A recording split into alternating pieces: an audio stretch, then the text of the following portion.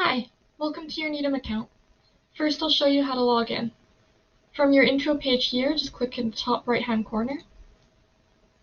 We'll just give that 1 second to load.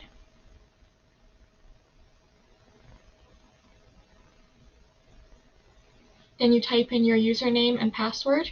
If you want to be able to view your password as you type, you can just click on this eyeball icon right here.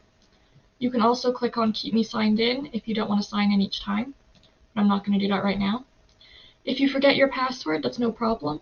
Just click right here.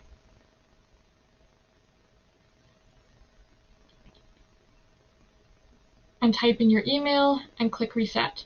We'll then send you an email with a password reset link and you can change your password.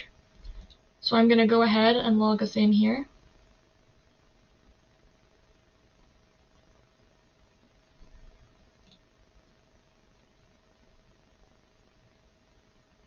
I'll just give that 2 seconds.